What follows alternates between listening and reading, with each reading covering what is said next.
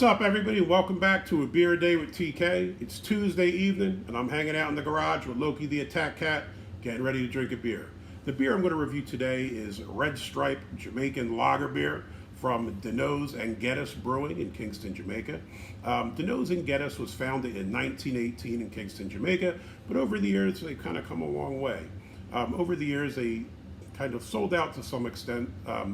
Major parts of the shares were purchased by Heineken and Diageo, and in 2012 they moved the production of Red Stripe for the U.S. market to two major cities in the United States. So one's LaCrosse, Wisconsin, and the other is Latrobe, Pennsylvania. Guess they're not major cities, but they're big beer cities. If you're into brewing, you're familiar with those two places. Latrobe is obviously where Rolling Rock was brewed for many years, and LaCrosse is famous for having the Heineken brewery that made Mickey's, amongst other things.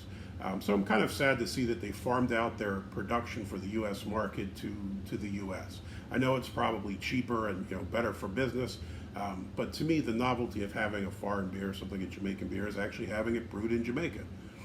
It looks like the Jamaican brewery still does a production for Central, South America, Europe, and Canada.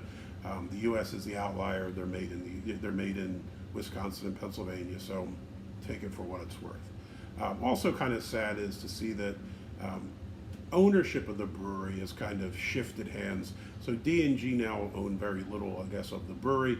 Heineken bought up the Diageo shares in 2015, and they now own 73.3% of the brewery. And according to Wikipedia, at least, they've made plans to buy the rest of the shares. So I guess this is now, for better or worse, part of the Heineken family. Also kind of interesting, I went to go look up Red Stripe. I always do a little bit of research on the breweries. And I found that when you put in Red Stripe into Google, at least, the very first thing that comes up is a restaurant called Red Stripe. Red Stripe does not own redstripe.com. I can't fathom how you would allow that to happen. You think your marketing folks or someone would have went and bought up that website as soon as it was possible, or forked out whatever it cost to buy that website, but they don't own redstripe.com, so I thought that was a bit odd. So let's talk about them a little bit. What do they do? Desnoes Geddes does obviously Red Stripe. They also make Dragon Stout, which is available in the U.S. I've had that before. Red Stripe Light and Old Jamaica Ginger Beer. It says they also do some malt beverages and some non-alcoholic, so I guess sodas or whatever. So it looks like they have a pretty diverse portfolio and do a couple of different things at the actual brewery down in Kingston. So we'll check this one out today.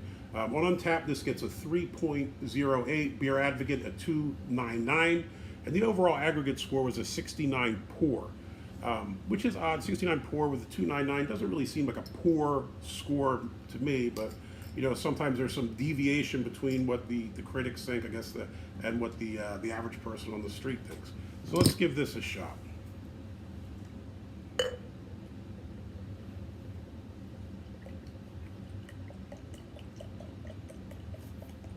I like the little stubby bottle. I'm a fan of the Mickey's bottles. I'm always a fan of these, or the cool Belgian bottles with the weird little necks. Going with the ball jar today as I'm in the garage. I don't want to shatter a nice glass out here. Looks like a terrible pour on my part. But if you look at the beer, it's pretty yellow. A fair amount of carbonation. Nothing too crazy going on there. A little bit. Head, I gave it the massive 3-finger head here because of my crappy pour. But the head actually looks all right. It's pretty frothy white. It's hanging around. It's not dissipating quickly, so I guess that's a victory. Smell. Kind of smells a bit sweet. Maybe a little bit of malt going on there, but not a whole lot going on in the smell. Pretty inoffensive. Let's give it a shot. Sláinte.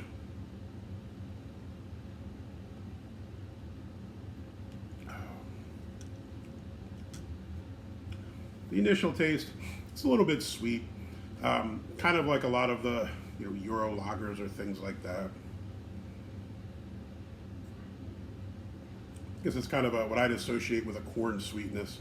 You do pick up the malt there. It's kind of like a Bready Malt thing going on. Hops are almost non-existent. I don't know if this has changed over the years. I thought I remember having this many years ago, maybe when I was in college or a young man. I thought it was a little bit of a peppery taste to it, but now I don't really seem to be able to pick that up. Maybe I've just drank more beers and my palate's different.